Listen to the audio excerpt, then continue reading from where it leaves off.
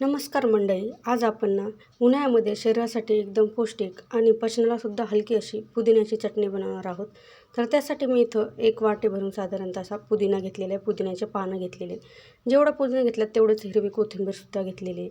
तर थोडेसे कढीपत्त्याचे पानंसुद्धा घेतलेले आहेत. आता हे सगळं साहित्य आपल्याला एकदा स्वच्छ असं 2 पाण्याने धुवून घ्यायचं आहे. आता तोपर्यंत लगेच आपल्या एका ताटामध्ये काय करायचं आहे, थोडेसे शेंगदाणे घ्यायचे, साधारण 3 ते 4 चमचे एवढे शेंगदाणे घेतलेले आहे. त्यानंतर 2 चमचे एवढी मी इथं भाजक्या चण्याची डाळ घेतलेली, कुणी याला डाळवंसुद्धा म्हणतं. ही डाळ आपल्या शरीरासाठी भरपूर अशी पौष्टिक असते. त्यानंतर थोड्याशा लसणाच्या पाकळ्या आणि 3 ते 4 लाल मिरच्या घेतलेल्या आहेत. तुम्ही मिरच्याचं प्रमाण तुमच्या आवडीप्रमाणे कमी किंवा जास्त करू शकता. आता लगेचच गॅसवर एक जाडबूड असलेली कढई गरम करायला ठेवायची आणि स्वच्छ धुवून घेतलेला पुदिना आहे ह्या कढईमध्ये आपल्याला टाकून घ्यायचा आहे. आणि पुदिना छान असा यातला पूर्ण ओलेपणा जाऊपर्यंत आपल्याला हा पुदिना भाजून घ्यायचा आहे, म्हणजे सगळ्यातला ओलेपणा चालला जातो. पुदिना मस्त असा कडक होतो आणि याच्यामुळे सुद्धा आपली चटणी टिकायलासुद्धा फार काळ टिकायलासुद्धा मदत होते. त्यामुळं हा पुदिना आपल्याला व्यवस्थित असा भाजून घ्यायचा आहे. तर बघू शकता पुदिना व्यवस्थित असा भाजलेला आहे आणि याचा कलरसुद्धा चेंज झालेला आहे. आता जास्त भाजल्यानंतर लगेच हा पुदिना आपल्याला एका ताटामध्ये काढून घ्यायचा आहे. आणि त्याच कढईमध्ये आपल्याला आता जे काही आपण स्वच्छ धुवून घेतलेली कोथिंबीर आहे ती कोथिंबीरसुद्धा टाकून घ्यायची आणि सोबतच 7 ते 8 आपले कढीपत्त्याचे पानंसुद्धा टाकून घ्यायचे. आता ही कोथिंबीरसुद्धा आपल्याला व्यवस्थित अशी भाजून घ्यायची, यातला पूर्ण ओलसरपणा जाईपर्यंत आपल्याला हे भाजून घ्यायची आहे. तर बघू शकता इथं कोथिंबीरसुद्धा छान अशी भाजलेली आहे. आता यालासुद्धा एका ताटात काढून घ्यायचं आहे. आता त्याच कढईमध्ये आपण घेतलेले शेंगदाणेसुद्धा भाजून घ्यायचे आहे. तर शेंगदाणे व्यवस्थित असे भाजायचे कमी गॅसवरती, यातला पूर्ण कच्चेपणा जाईपर्यंत.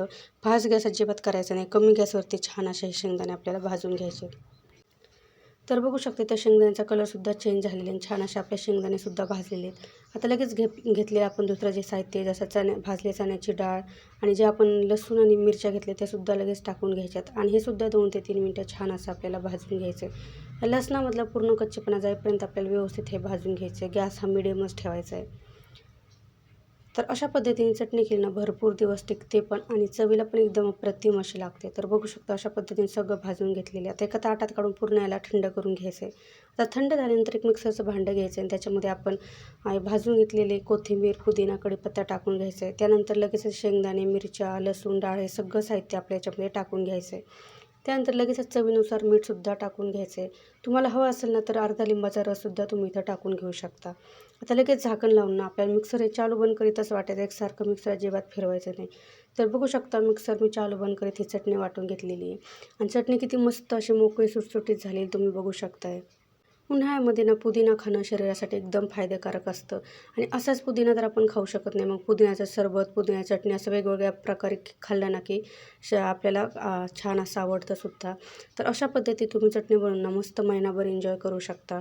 जेवणासोबत ही चटणी घेतली की ताटातली भाकरीसुद्धा कधी संपणार नाही, आपल्याला अजिबात समजणार नाही, एवढी चविष्ट ही चटणी लागते. तुम्हीसुद्धा अशा पद्धतीने नक्कीच बनवून बघा आणि कशी वाटली रेसिपी नक्कीच कमेंटमध्ये सांगा. आणि प्लीज रेसिपी कुठल्या क्षणी थोडी तरी आवडत असेल ना तर प्लीज एक लाईक नक्कीच करत जा. चॅनलवरती नवीन असाल सबस्क्राईब करा. रेसिपी बघितल्याबद्दल धन्यवाद.